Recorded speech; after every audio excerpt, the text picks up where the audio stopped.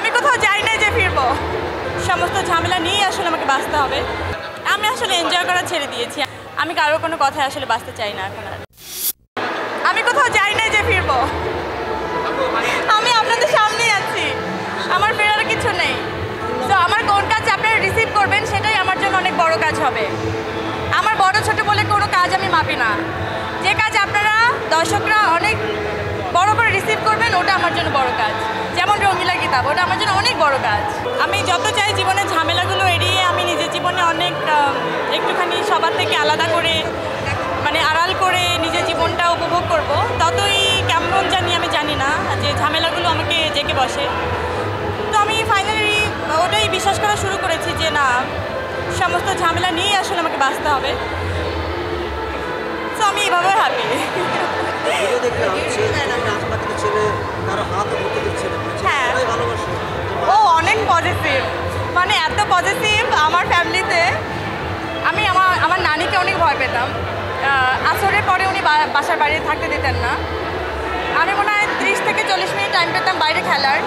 তখনও একটা রেস্ট্রিকশন ছিল আমার জীবনের, কিন্তু এত রেস্ট্রিকশন এই মুহূর্তে আমি ফেস করছি যেটা আমি কাউকে বোঝাতে পারবো না। বিলিভ মি, আমি যে এটা ভিডিও শেয়ার করেছিলাম, আপনি দেখেছেন, আমরা নাচে প্র্যাকটিস করছিলাম, আমার গ্রুপের কেউ আমার হাত ধরতে পারে।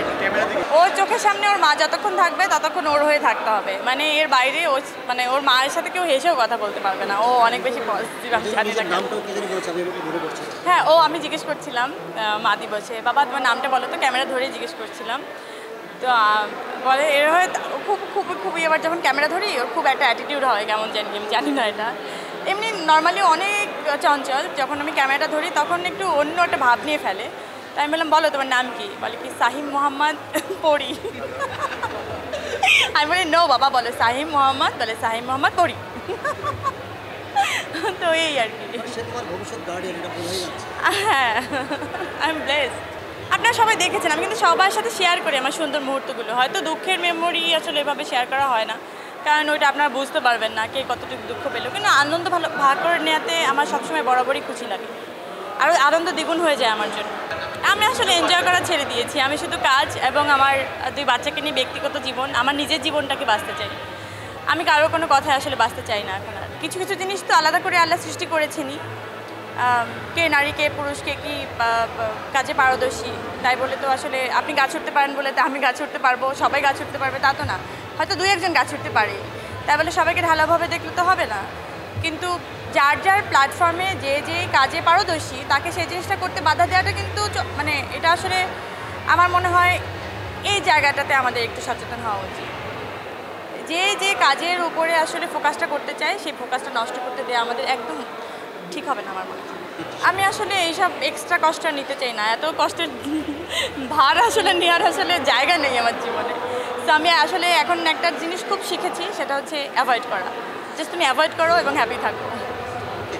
কারণ আমি তো আসলে চকলেট বিক্রি করতে আসিনি যে সবাই আসলে খুশি হয়ে চকলেটটা কিনবে। আমি একজন মানুষ, নানা রকম জিনিসপত্র আসলে মানুষের, সাধারণ মানুষের যেমন হয় আমারও তেমনই হয়, রাগ দুঃখ কষ্ট ক্ষোভ সব কিছুই হয়। তো সেখান থেকে আমি একটা রিয়াকশান করে বসলে কী হবে জানেন, না নায়িকা মানুষ এটা করা যাবে না। তো এই বাউন্ডারির মধ্যে যখন আমি পড়ে গেছি তখন আমার মনে হয় না, আমি জাস্ট অ্যাভয়েড করি। মানে আমি তো সব কিছু নিতে পারি না, আমি ধুম করে রিয়াক্ট করে ফেলি।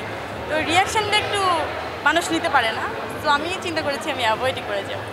খবরের কাগজ, এখন খবর হবে নিখাত, নির্ভীক, নিরপেক্ষ।